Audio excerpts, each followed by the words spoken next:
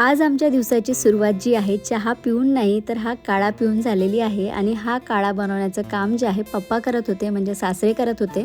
सध्या जे आहे बाबा रामदेवांना ते जास्त फॉलो करत आहे. आत्ताच ते जे आहे हरिद्वारला जाऊन आले आणि योगा क्लाससुद्धा घेतात. तर त्यांची रुटीन जी आहे थोडीशी हेल्दी टाईपची आहे. आणि इथे माझ्या निवांत जे आहे ब्रश करणं सुरू होतं. ब्रश कमी करतो आणि पेस्ट खायचा प्रयत्न जास्त असतो. तर त्याला फर्स्ट क्रायवरून मी हा पेस्ट बोलावलेला आहे, ज्यामध्ये फ्लोराईडचं प्रमाण नाही आहे. सर्वात आधी मी निवांशला पाणी प्यायला देत असते आणि त्यानंतर हलकं फुलकं असं काहीतरी खायसाठी, त्यामध्ये तो बिझी राहायला पाहिजे आणि माझे सकाळचे जे कामं आहेत ते झाले पाहिजे यासाठी.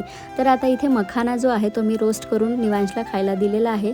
थोडंसं तूप आणि चवीपुरतं मीठ त्यामध्ये मखाना रोस्ट केलेला आहे, ज्यामुळे चवसुद्धा चांगली येते. आणि इकडे आम्ही आमचा काळासुद्धा संपवत आहोत. त्यानंतर आंघोळी वगैरे सर्व झाल्या आणि आज आहे पितृ अमावस्या.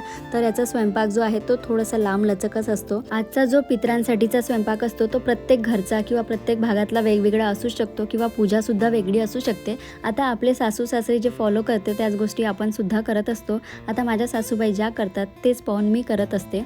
आता हा स्वयंपाक म्हटलं तर खरंच दुपारच होऊन जाते आणि त्यानंतर मग आमच्या आजी सासू सासरे जे आहेत त्यांची पूजा करून घेतली, त्यांना पात्र वगैरे ठेवले आणि असा होता आजचा दिवस. भेटूया पुढच्या ब्लॉगमध्ये. चॅनलवर नवीन असाल तर फॉलो करायला विसरू नका. तोपर्यंत बाय.